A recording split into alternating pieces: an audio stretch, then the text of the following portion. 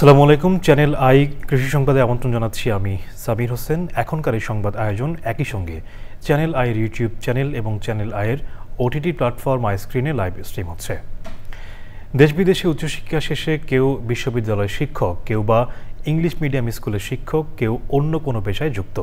এমন 5 বন্ধু এক হয়ে মানিকগঞ্জের সিংগাইর উপজেলার রাজেন্দ্রপুর গ্রামে গড়ে তুলেছেন একটি গরুর খামার। এখন সেখানে রয়েছে শতাধিক গরু, দুধের গাভী, এছাড়াও আছে নানা জাতের ফল ফসলের চাষ। দেখুন শাইখ সিরাজের রিপোর্টে। 5 বাল্যবন্ধু ফয়সাল বিন মালিক, আল ফারুক আহমেদ, ফাহিম উদ্দিন চৌধুরী, মোহাম্মদ মাহমুদ ও আবদুল্লাহ আল মামুন। শিক্ষা ও পেশায় ভিন্ন হলেও কৃষির টানে এক হয়েছেন তারা।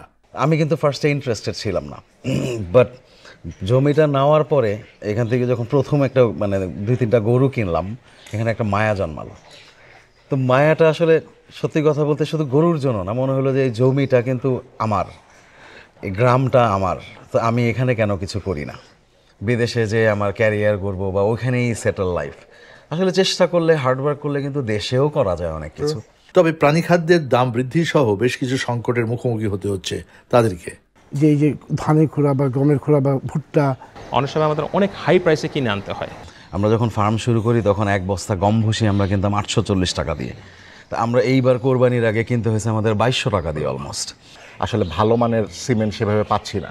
এক্স্যাক্ট জিনিসটা দিতে পারি তাহলে আমার গাভীও ভালো থাকবে, বাচ্চাও ভালো পাবো এবং দুধের পরিমাণও ঠিক থাকবে। যতটুকু আমরা চেষ্টা করব যে বড় করার জন্য, কিন্তু আমরা লেবার ফাংশনের জন্য আমরা সেটা পারছি না। শুধু খামার নয়, 70 বিঘা জমিতে নানা ফসল আর ফলের চাষ করছেন তারা।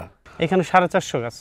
এটা তো একটা ক্ষেত, প্রত্যেকটা বিঘায় 400 থেকে 450 গাছ থাকে। এখন আমাদের এলাকায় আপনার সিংহের প্রচুর পরিমাণ পেঁপে চাষ হচ্ছে। শিক্ষিতরা এগিয়ে এলে কৃষি হবে টেকসই, বিশ্ববাজারে প্রতিযোগিতার সক্ষমতাও বাড়বে। সংকট নয়, তরুণরা দেখছেন সম্ভাবনা।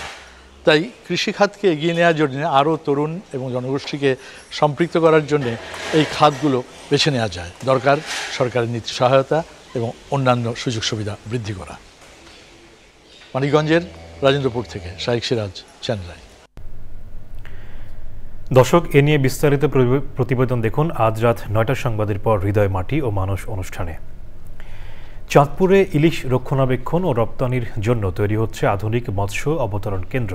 তবে এই ইলিশ অবতরণ কেন্দ্র নিয়ে বণিক সমিতি ও ইলিশ ব্যবসায়ীরা বলছেন ভিন্ন কথা।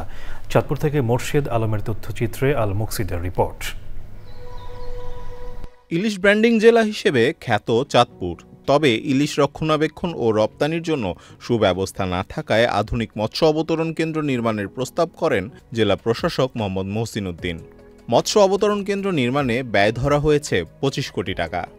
পদ্মা, মেঘনা ও ডাকাতিয়ার মিলনস্থলে হবে এই মৎস্য অবতরণ কেন্দ্র। 2 বছরের মধ্যে নির্মাণ কাজ শেষ হবে বলে আশা করছেন সংশ্লিষ্টরা। ইলিশ ল্যান্ডিং স্টেশনটাতে আমরা নিচে আড়তদারদের জন্য দিয়েছি, ল্যান্ডিং স্টেশন দিয়েছি, আমরা রুফটপে একটা রেস্টুরেন্ট দিয়েছি, খুব মার্ভেলাস একটা রেস্টুরেন্টের একটা প্রপোজাল দিয়েছি। আর দ্বিতীয় তলাতে আমরা বলেছি যে যেহেতু এখানে ইলিশ বাড়ি, আমরা ইলিশের রিসার্চ একটা সেন্টার পাওয়া উচিত। আধুনিক মৎস্য অবতরণ কেন্দ্র নির্মাণ হলে জেলেদের মাছ বিক্রির উপর অতিরিক্ত চার্জ আরোপের আশঙ্কা করছেন ব্যবসায়ীরা। আমাদের এখানে এমনিতেই মাছের দাম অনেক বেশি, এরপরে যদি আবার বিএফটিসি ঘাট করে তাহলে চার্জ হয়, তাহলে তো আমাদের এখানে মাছই আসবে না। কোনো শর্ত চার্জ ছাড়া করে দেয় তাহলে আমাদের জন্য ভালো হবে, আর না হলে আমাদের দরকার নাই। চাঁদপুরে ঘাটে এমনি মাছ আসে না। পরিবেশ সুন্দর হোক সেটা ভালো, কিন্তু যদি কোনো চার্জ ধরা হয় তাহলে তো আমাদের আরো উল্টার লস হয়ে যাবে। এটা মিনিংলেস হবে, হিতে বিপরীত হবে, বুমেরাং হবে বলে আমরা মনে করি। আমাদের এখানে মাছ আসবে না, ট্রলার আসবে না, জেলে নৌকা আসবে না, তারপরে বিভিন্ন মোকাম থেকে যারা মাছ নিয়ে আসে তাও আসবে না। আমাদের সাথে ওপেন ডিসকাস দরকার, ওপেন ডিসকাস করে আমাদের সঙ্গে আলোচনা করে তাদের কন্ডিশন, তাদের প্ল্যান আমাদেরকে জানানো উচিত। 2017 সালে জেলা প্রশাসক সম্মেলনে চাঁদপুর তৎকালীন জেলা প্রশাসকের প্রস্তাবে আধুনিক মৎস্য অবতরণ কেন্দ্র ও হিমাগার স্থাপনের সিদ্ধান্ত হয়। তবে ভূমি মালিকানা রেলওয়ের কাছে থাকায় এটি স্থাপন করা সম্ভব হয়নি। 8 বছর পর আলোর মুখ দেখছে প্রকল্পটি। আল মুকসিদ, চ্যানেল আই। কৃষি যান্ত্রিকীকরণের অন্যতম প্রতিষ্ঠান এসিআই মোটরসের উদ্যোগে চাঁপাইনবাবগঞ্জে কৃষকদের নিয়ে সভা ও সোনালিকা সার্ভিস ক্যাম্পেইন হয়েছে। অভিজ্ঞ সার্ভিস টিমের মাধ্যমে শতাধিক সোনালিকা ট্রাক্টরের বিনামূল্যে সার্ভিস প্রদান করা হয়। পাশাপাশি কৃষকদের হাতে নতুন 4টি ট্রাক্টরের ডেলিভারি হয়। অনুষ্ঠানে ছিলেন পার্বতীপুর ইউনিয়ন পরিষদের চেয়ারম্যান মোহাম্মদ মোয়াজ্জেম হোসেন, উপজেলা উপসহকারী কৃষি কর্মকর্তা মোহাম্মদ ইব্রাহিম খলিল সহ কৃষি কর্মকর্তারা। আয়োজনে কৃষকদের স্বাস্থ্য পরীক্ষা, সোনালিকা ট্রাক্টরের বিনামূল্যে সার্ভিসিং, কৃষি বিষয়ক আলোচনা, সাংস্কৃতিক অনুষ্ঠান, কৃষি যন্ত্রপাতির প্রদর্শনী হয়।